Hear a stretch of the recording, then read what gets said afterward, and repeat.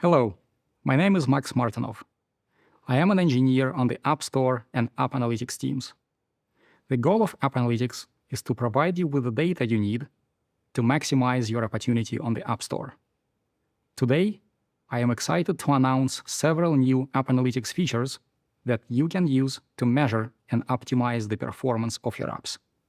I will start by showcasing the new home for App Analytics and demonstrating the new expanded filtering capabilities. I will then walk you through the new payer metrics and benchmarks that you can use to measure the monetization performance of your app. After that, I will introduce a major update to the subscriptions analytics that are now more powerful than ever before. Then, I'll demonstrate the new offer metrics, which you can use to see how well your apps convert, retain, and win back paying users. Finally, I will share an update to the analytics reports that you can use to export data for offline analysis. There is a lot of ground to cover, so let's get started. This year, App Analytics is moving to a new home within the Apps tab, bringing your data closer to the app management workflow and making it easier to act on insights. Clicking on the Analytics tab from your apps page on App Store Connect will bring up the new App Analytics homepage, which has a few important updates. First, you will notice that key sections now live in a sidebar, making it easier to navigate and analyze your app's performance. The new Overview page is organized by the customer journey, with acquisition metrics at the top and downstream metrics further below. App Store feature analytics now appear in the middle of the Overview page, so you can immediately see how the top custom product pages and in-app events impact your app's performance.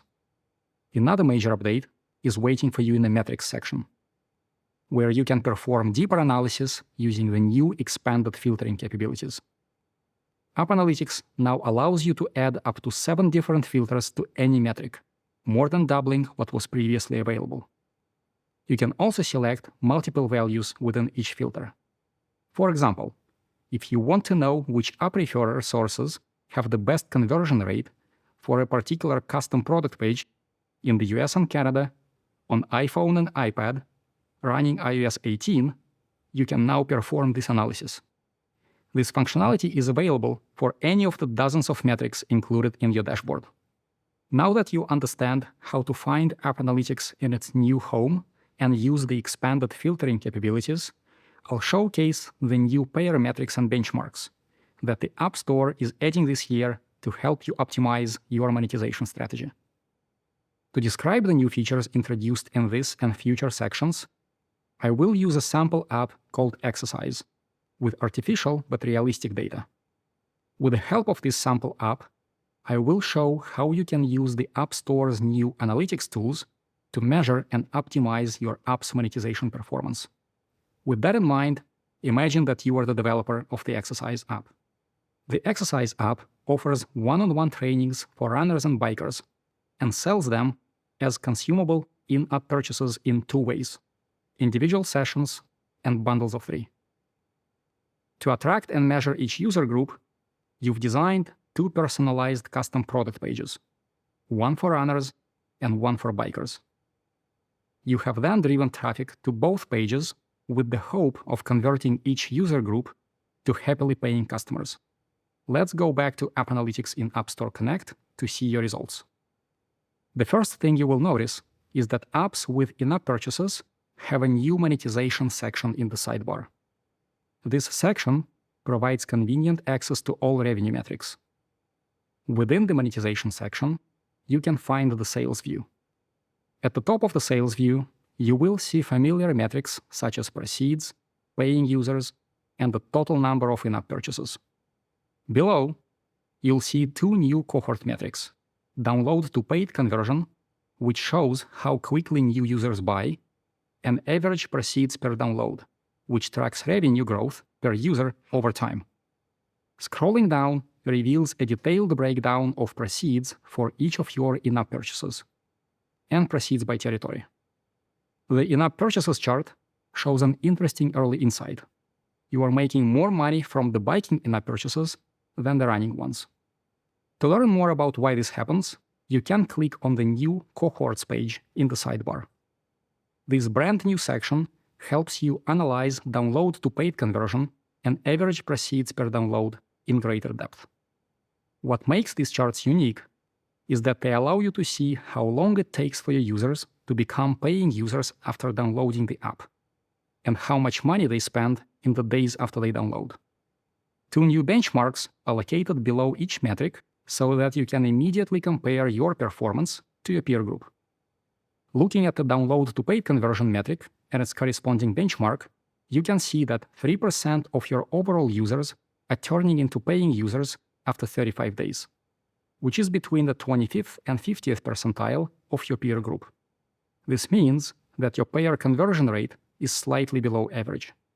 At the same time, steady growth in average proceeds per download shows that users who do spend in your app are making multiple purchases. Comparing your performance to the benchmark reinforces this point, showing that users who spend in your app typically spend more than they do in similar apps. Given that the running purchases were underperforming the biking ones, you may want to check if runners are the reason behind your low download to paid conversion. Clicking See All will bring up the new Cohorts analysis page, which provides a detailed view of cohort behavior. This is an important view, so let's take a moment to understand it. If you pick a cell on the table, you can see that out of 58,000 users who downloaded the app in September, 2.9% made a purchase in 7 days after the initial download. The top row provides a summary of the metric over time, showing the average percentage of users who made at least one purchase after a certain number of days. The colors in the chart help you visualize the build-up of paying users in the days after they download. You can select from several different cohort metrics to analyze different stages of the customer funnel, or you can also add filters to focus on a particular subset of users. To verify your original hypothesis, you can add a filter for your running themed custom product page and see how quickly runners convert to paying users. After applying the filter, you can see that only 1.3% of runners make a purchase within the first 35 days, which is more than twice as low as your average day 35 conversion. This means that runners are less likely to purchase anything at all compared to the rest of your user base. With this insight, you have a number of options. You can improve the running custom product page and adjust your marketing efforts to focus on acquiring high-value users. You can also re-engage runners with in-app events or evaluate other monetization strategies. Now that you understand the new payer metrics and benchmarks, I will move to the new subscriptions analytics features. Imagine that you decided to enhance the fitness app's monetization strategy by offering group classes, available through auto-renewable subscriptions. You introduced two plans. One provides access to group running classes, and the other provides group biking classes. Returning to App Analytics, you will see a new subscriptions section in the sidebar, with a wealth of information about your app's subscription performance. At the top of the summary view, you will see metrics such as total number of active plans, paid plans, and monthly recurring revenue, all vital for tracking subscription success. The net paid plans graph provides an insight into how your subscription payer base has changed over time. This detailed visualization shows plan starts, which includes activations and reactivations, and churn, both voluntary and involuntary, to help you quickly grasp what is driving growth or holding it back. Scrolling down reveals how average subscription retention changes over time, giving you a sense of customer longevity. And the paid plans breakdown shows which plans are the most popular. In this case, you may notice that the biking subscriptions are again more popular than the running ones. If you need to get into the details, you can click on the inline metrics page, where you will be able to choose from more than 50 new subscription metrics, grouped into two categories: states and events. State metrics allow you to see a snapshot of your subscription business at a particular point in time, including how many plans are currently in an offer period paying full price, having a billing issue, or have churned. And event metrics show how plans are moving between those different states on a particular day, week, or month. You can also navigate back to the cohorts view and select subscription retention in the metrics dropdown. While this chart looks similar to the payer conversion chart I showed in the previous section, the retention chart shows what percentage of users keep their subscriptions a certain number of months after originally subscribing. For example, looking at the 6-month column in the top row, you can see that on average, 73% of users are still subscribed 6 months after they initiated their subscriptions. At this point, you may want to check how long users who downloaded your app from the running themed product page stay subscribed for. To do that, you can select a running custom product page filter. In this case, you see something surprising.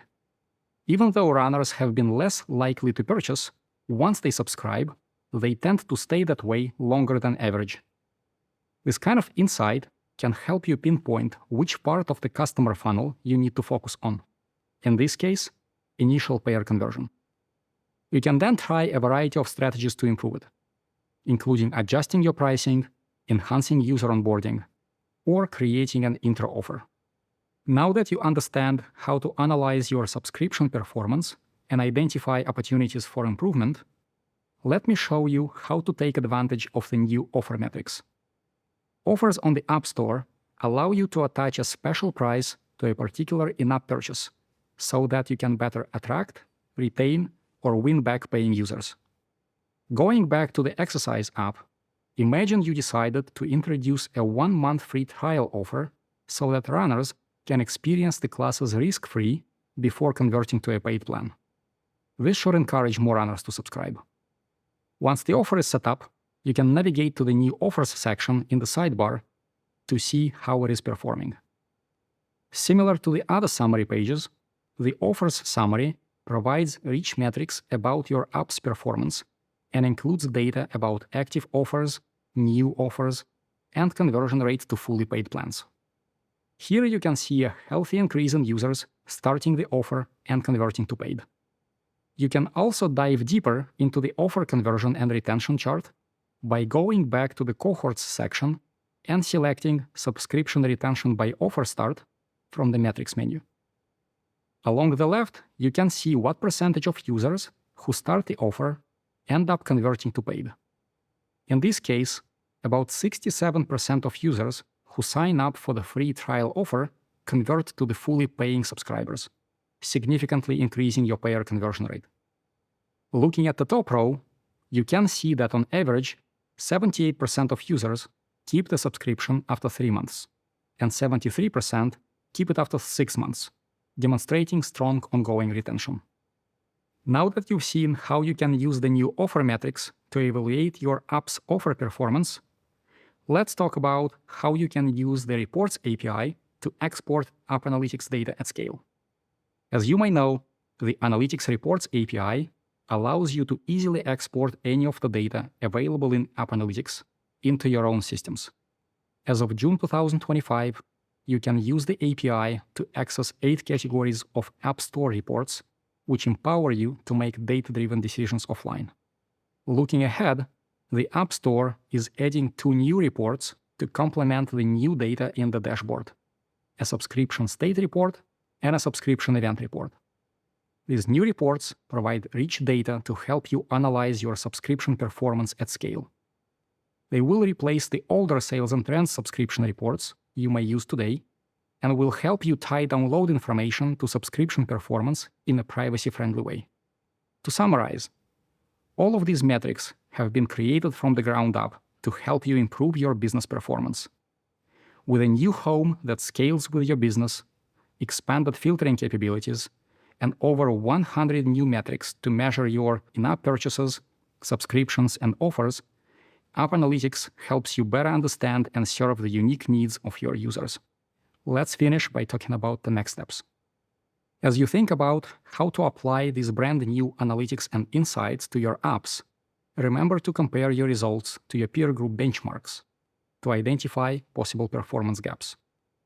If you want to improve your monetization performance, consider whether offers could help you acquire, retain, or win back paying users. And don't forget to explore how you can use custom product pages to attract different kinds of users and compare their performance across the funnel. Finally, be sure to watch What's New in StoreKit and In-App Purchase to learn about how the latest StoreKit enhancements can help you deliver great in-app purchase experiences to your customers. Thank you for your time, and we are looking forward to seeing what you build.